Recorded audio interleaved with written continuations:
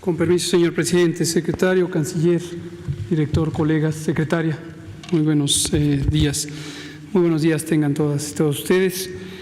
Presento de manera breve el informe técnico diario de la situación de la pandemia de COVID para ir destacando algunos elementos en el mensaje público.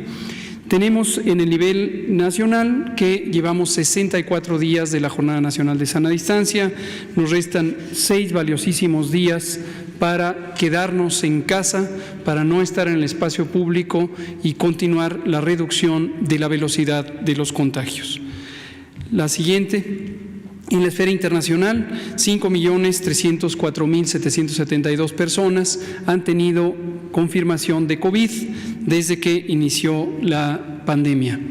De ellos y ellas, 1.298.573 personas, que representan el 24%, poco menos de la cuarta parte, lo han tenido en los últimos 14 días. Esto es la parte activa de la epidemia. Todos los otros casos ya ocurrieron y ya no están contribuyendo a la transmisión. La tasa de letalidad global, la proporción de personas que han fallecido teniendo COVID por las condiciones de complicación de esta enfermedad, son 6.4% a nivel general. América es el continente que representa la mayor carga de enfermedad activa, de enfermedad de los últimos 14 días, con 53%, y en cambio Europa va disminuyendo progresivamente su intensidad de transmisión. Otras regiones como el Mediterráneo Oriental están también a la alza. La siguiente. En México, 71.105 personas han sido confirmadas con COVID desde el inicio de la epidemia en México, el 28 de febrero de 2020, cuando tuvimos el primer caso. Y 14.000 de estas representan gruesamente un poco más de la cuarta parte, tienen también la forma activa de la enfermedad, de la quinta parte, y son la forma activa de la enfermedad que está en los últimos 14 días. Desafortunadamente, 7.633 personas han perdido la vida por las complicaciones de COVID, y les recordamos a la población que COVID es una enfermedad que puede tener síntomas leves, fiebre, tos, dolor de garganta en la mayoría de las personas, pero en personas con enfermedades crónicas o personas con edad mayor de 60 años puede también presentar una forma complicada, por lo que en estas personas no deberían esperar para recibir atención médica si presentan síntomas de COVID. La siguiente. A nivel general tenemos los casos acumulados que han variado poco en la representación en el mapa, dado que es la suma, todo el trayecto de la epidemia, y 55.6 personas por cada 100.000 han tenido COVID registrado en todas estas semanas y meses. En la siguiente diapositiva podemos ver la distribución por entidad federativa, con la zona metropolitana del Valle de México casi la mitad de los casos acumulados, tanto en la Ciudad de México como en los municipios conurbados del Estado de México. En la siguiente podemos ver la distribución activa de la enfermedad, los casos de los últimos 14 días, quienes están todavía en un periodo contagiante, y vemos que aquí hay mayor variabilidad.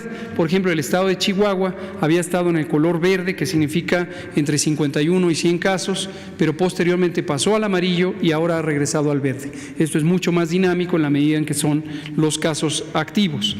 En la siguiente diapositiva vemos estos casos activos también de acuerdo al territorio, donde la Ciudad de México, el Estado de México, la zona conurbada del Valle de México, es también la zona con la mayor actividad de la enfermedad. En la siguiente mapa podemos ver la comparación por incidencia, es decir, tomando en cuenta que cada estado tiene una población diferente en tamaño, y con la incidencia podemos compararlos unos a otros de manera directa. Casi 11 personas por cada 100.000 en México han tenido COVID en los últimos 14 días, 11 por cada 100.000. Y en la siguiente lo vemos también representado por entidad federativa, el Valle de México tiene, o la Ciudad de México tiene una incidencia de 40 por 100,000, le sigue Tabasco con 24 por 100,000 y después otros estados como Sinaloa, Yucatán, Tlaxcala y Baja California. En la siguiente vemos la gráfica de las muy lamentables defunciones que han ocurrido en las distintas fechas que se representan en la gráfica, que inicia desde el 27 de febrero y se van representando las distintas ocurrencias. Aquí hay un elemento aparentemente positivo, que ha habido una estabilidad en la presentación de la mortalidad registrada en los últimos días, y esto está relacionado también con otros indicadores que principalmente tienen que ver con la estabilización de la epidemia en la zona central del Valle de México. Lo vemos por entidad federativa en la gráfica de barras y vemos desde luego que la zona conurbada del Valle de México es la que tiene la mayor carga de enfermedad. En la siguiente vemos casos confirmados y también sospechosos, donde se ve también una reducción de la inclinación de la curva epidémica, lo que corresponde con un cambio positivo en ese sentido. La siguiente, vemos la curva acumulada de casos. Esta curva, como hemos explicado, es una curva que suma a los casos que se van presentando todos los días, las personas enfermas que se registran y se confirman, y lo que muestra es siempre un incremento ascendente. Lo importante aquí es la velocidad a que ocurre este cambio, y hemos tenido ya algunos días, como en las últimas 24 horas, donde se aumentó 3.5%, es el incremento más pequeño que hemos tenido hasta el momento, aunque obviamente es 3.5 de un número mucho mayor. En términos numéricos, representa desde luego 2.485 personas, que es un incremento semejante al que hemos tenido en particular en la última semana.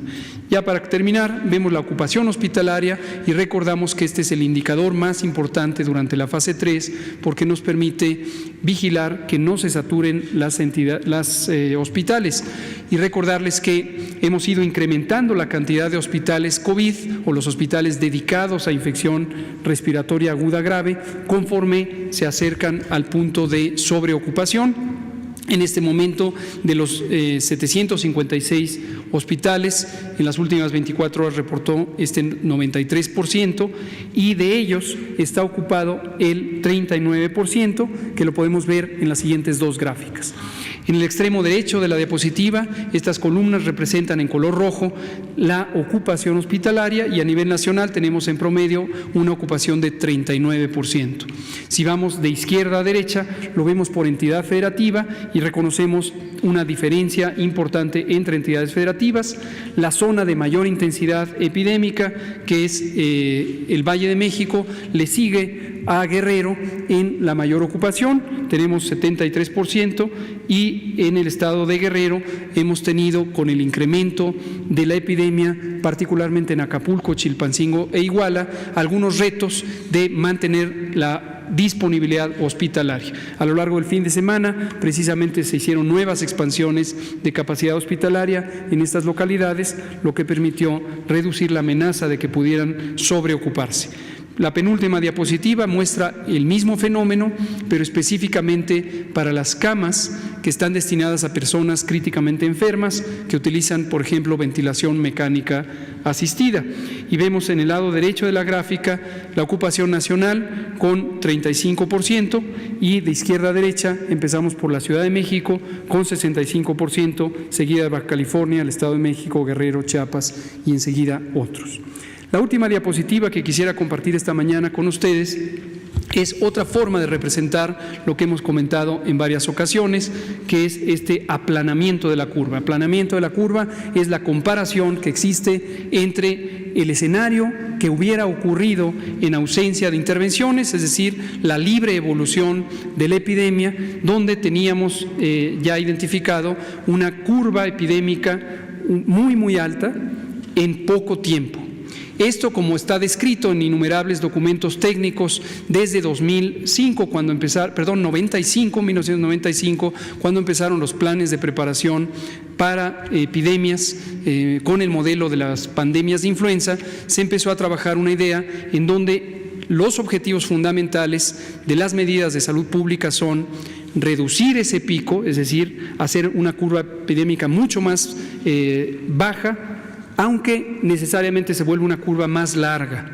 Pero esto lo que permite es, segundo objetivo, diferir o posponer, desplazar en el tiempo el momento de la máxima demanda de servicios de salud, con el fin, precisamente, como se ha logrado en México, de que no se sobreocupen los hospitales. De manera muy breve, la curva roja que ven ahí es la de casos acumulados, corresponde con esa otra curva roja que habían visto ustedes de los casos que se presentan todos los días. Aquí es la suma de casos, esto corresponde precisamente con la gráfica de la suma de casos que presentamos hace un rato en color café, que va en ascenso en este momento, pero que en algún momento llegará al punto en donde no se presenten más casos y se vuelva plana, como se muestra en esta curva roja. Esa curva no puede ir para abajo porque es la suma de casos que se han presentado.